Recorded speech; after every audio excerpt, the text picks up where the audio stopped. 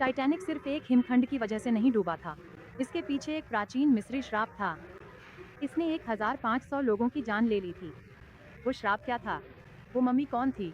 ईसा मसीह के 1500 साल पहले मिस्र में एक राजकुमारी थी जिसका नाम अमेनरा था।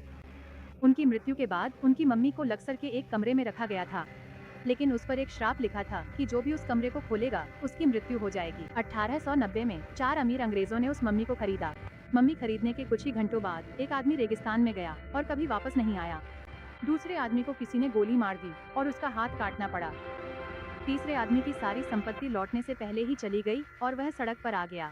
चौथा आदमी एक रहस्यमय बीमारी से बीमार पड़ गया और उसकी मृत्यु हो गई। आखिरकार मम्मी को ब्रिटिश म्यूजियम को दे दिया गया। वहाँ भी जो फोटोग्राफर उसकी तस्वीर लेने आया था वह अचानक मर गया और जो सुरक्षा गार्ड उसकी निगरानी कर रहे थे उन्होंने अजीब आवाजें सुनी। म्यूजियम उस श्राप को सहन नहीं कर सका, इसलिए उन्होंने मम्मी को एक अमेरिकी पुरातत्वविद को बेच दिया। वह मम्मी को अमेरिका ले जाने के लिए टाइटैनिक पर ले गया। जहाज को मम्मी से खतरा होने के डर से उसने उसे कार्गो में रखने के बजाय चुपचाप अपने केबिन के नीचे छुपा दिया। जिस रात जहाज डूबा उसी रात मम्मी भी अटलांटिक महासागर की गहराइयों में समा गई। कुछ लोग अब भी कहते हैं कि जहाज के कप्तान ने हिमखंड नहीं देखा क्योंकि मम्मी को इधर उधर किया गया था और यही श्राप था जिसने सभी को डुबो दिया।